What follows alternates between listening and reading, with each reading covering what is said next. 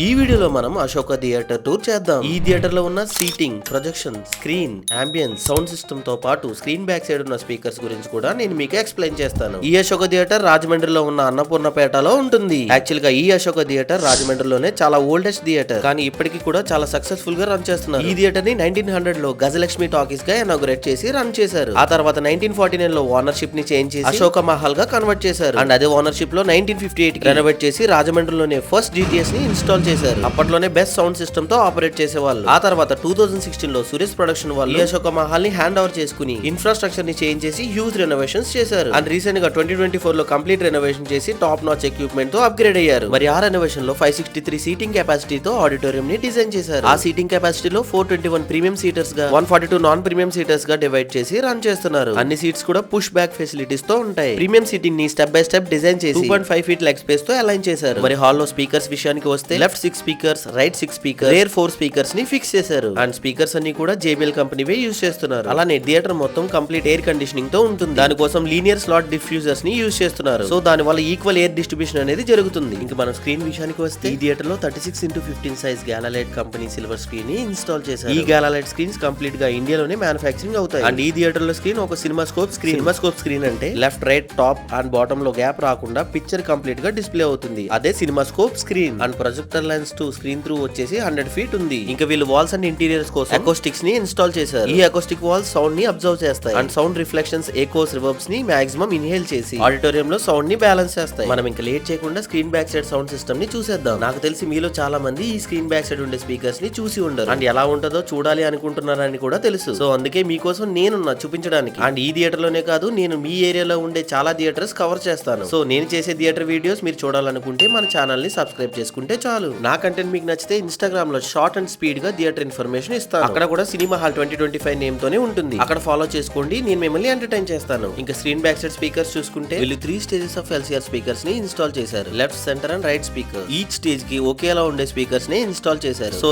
HFs 5, LFs 8, mids 8 and దాంతో పాటు 8 sub woofers ఉన్నాయి. స్పీకర్స్ అన్ని కూడా JBL కంపెనీ. 8 సబ్ వూఫర్స్ లో 4 sub woofers left side, 4 sub woofers right side place చేశారు. ఇంకా మనం ప్రొజెక్షన్ రూమ్ కి వెళ్ళిపోదాం. మరి ప్రొజెక్షన్ రూమ్ లో చూసుకుంటే ప్రొజెక్షన్ కోసం క్రిస్టీ 2215 2K రెజల్యూషన్ ఉన్న ప్రొజెక్టర్ ని ఇన్స్టాల్ చేశారు. అండ్ ఈ ప్రొజెక్టర్ కి 3D సపోర్ట్ ని కూడా ఫిక్స్ చేశారు. సౌండ్ మేనేజ్మెంట్ కి JBL CPI 2000 ప్రాసెసర్ ఉంది. ఈ ప్రాసెసర్ కి 99% క్రాస్ ఓవర్ అనేది అవసరం లేదు. ఇంకా surround speakers plus stage speakers and sub woofers ని మేనేజ్ చేయడానికి USC కంపెనీ యాంప్లిఫైర్స్ ఉన్నాయి. అలానే 8 సబ్ వూఫర్స్ లో 4 సబ్ వూఫర్స్ ని మేనేజ్ చేయడానికి MT1601 యాంప్లిఫైర్స్ ని ఇన్స్టాల్ చేశారు. ఇంకా స్పేర్ కి NEC 1000 ప్రొజెక్టర్ ని మెయింటైన్ చేస్తున్నారు. అలానే మూవీ ప్లే చేయడానికి క్యూబ్ డిజిటల్ సర్వర్స్ తో కొలాబరేట్ అయ్యి మూవీని ప్లే చేస్తున్నారు.